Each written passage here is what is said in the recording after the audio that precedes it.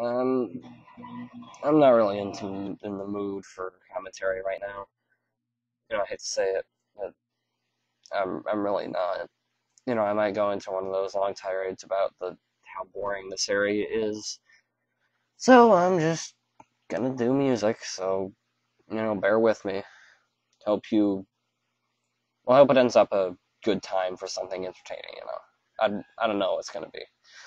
We'll see, and I will, I guess, chime in after the main event. Hey folks, Datai from the future here, once again commentating over a section of gameplay that my past self did not want to commentate over.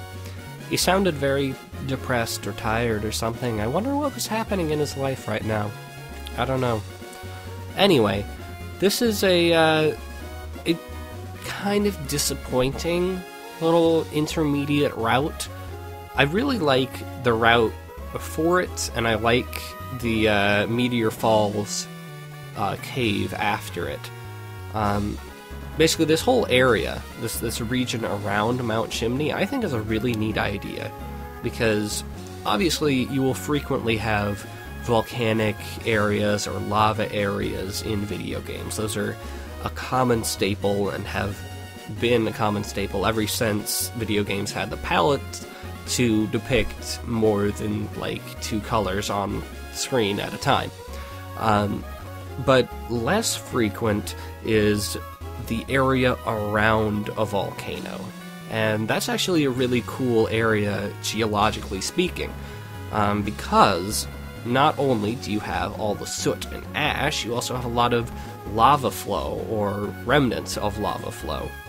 So soot and ash actually pretty well represented in this general area, in that the route that we were in, I assume, last episode, implements the ash not only visually but in a gameplay manner as well, because you collect ash in the soot sack by running through grass, and you've got those trainers that are hiding in piles of ash, and if you're not observant you might not see them. Same with items that happen to be covered in ash, you gotta be on the lookout for them. I think that's a neat, if somewhat simplistic, way of integrating kind of that geological feature, an environmental feature into the gameplay a little bit. You could have added some sort of like ash battle condition that lowered accuracy or something, but that would be really annoying, so don't do that. That's bad.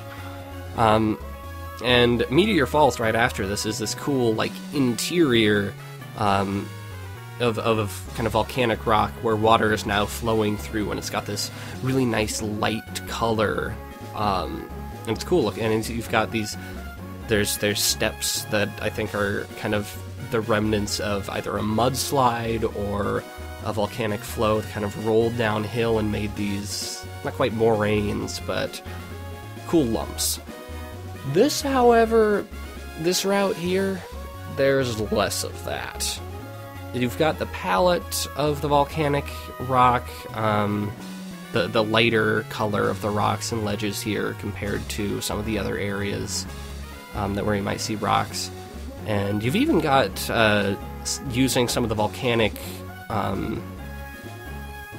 soil, for lack of a better word, that's, I believe, very nutrient-rich as agricultural soil up in the area right by the town there.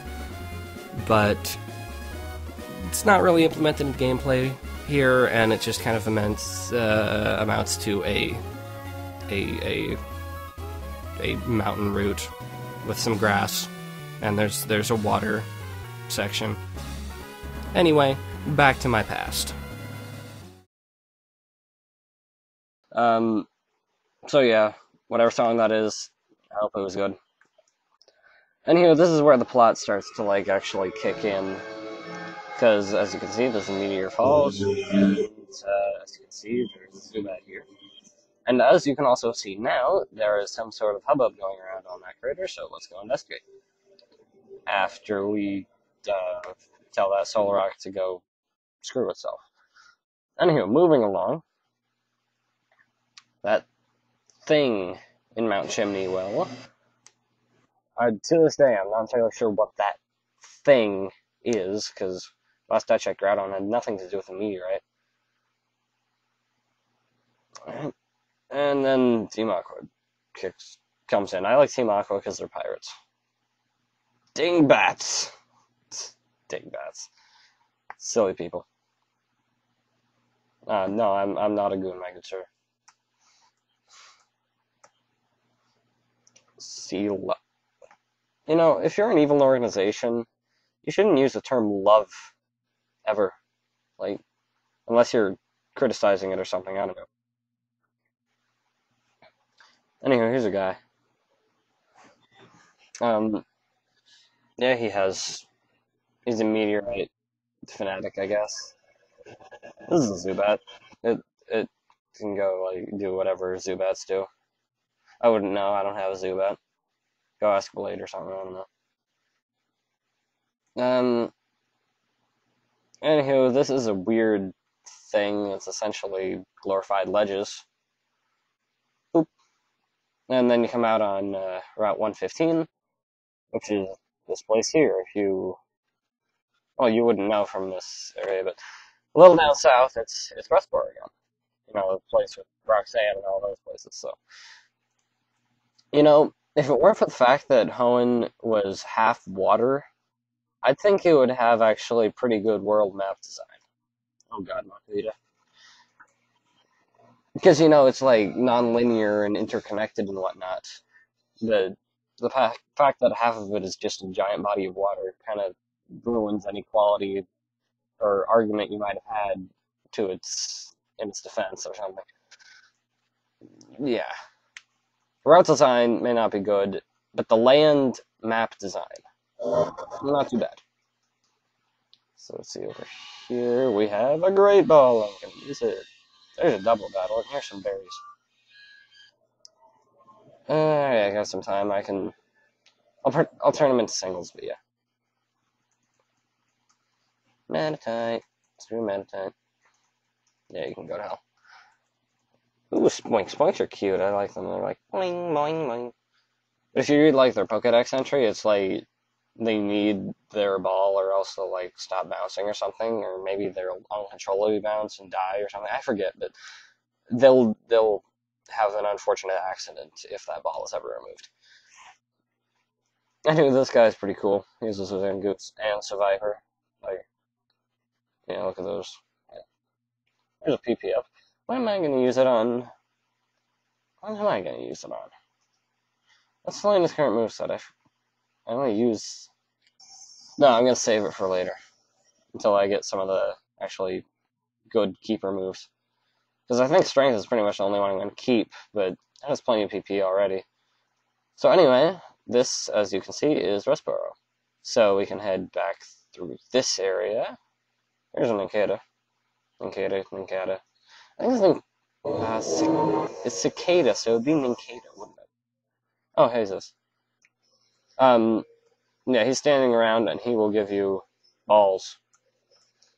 Or a ball. And now you can buy repeat balls, which would be beneficial if there was chaining in this game, but unfortunately there's not. So over here, oh god, I forgot about these people. I didn't fight them all. Oh god, ah! There's a monkey, oh my gosh! Honestly, I should have taken out the Makuhita first. Oh, bugger. Do I have anything really not... I have a small HP heal, but I want to use it. Because, you know, just in case it gets lucky with the arm thrusts, you know, I want to be prepared. There's an old guy. He's fat. Here's another fat guy. He's not as old, but he's still fatter. So, anyway, I don't have time to get back to Fall Arbor Town at this point, so I'll just cut it off here. And I'll see you next time.